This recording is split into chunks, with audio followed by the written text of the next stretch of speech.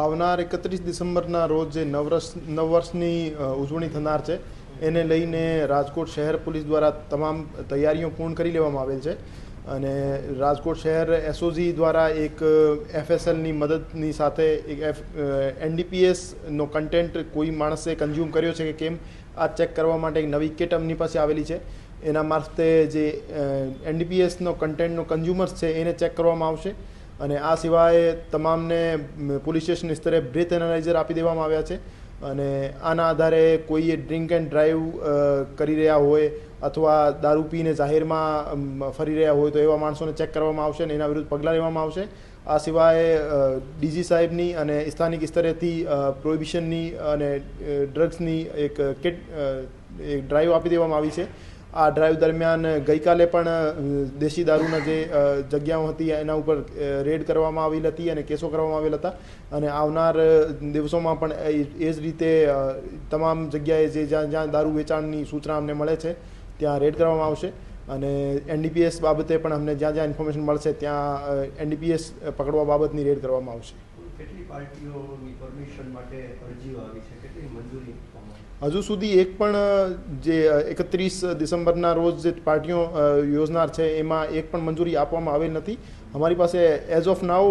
8 permission letters આવ્યા છે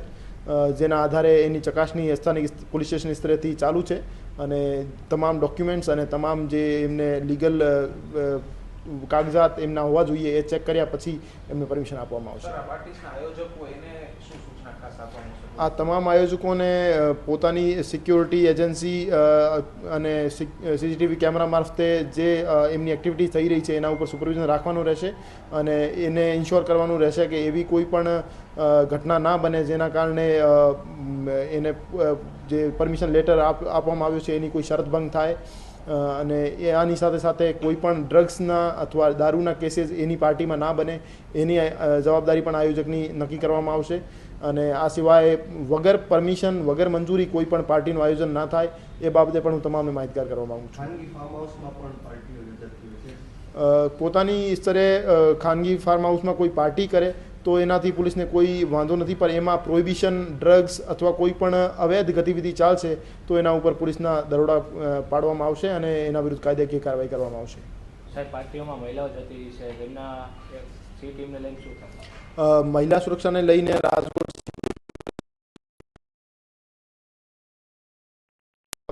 police છે અને એની સાથે સાથે 112ના સ્ટાફ છે એ તમામને સેન્સિટાઇઝ કરી દેવામાં આવ્યા છે અને મહિલા સુરક્ષાને લઈને કોઈ પણ એવો કોઈ પ્રશ્ન ના ઉદ્ભવે જેના કારણે કોઈ પણ મહિલાને અસુરક્ષાની અનુભૂતિ થાય એ અમે ઇન્શ્યોર કરીશું.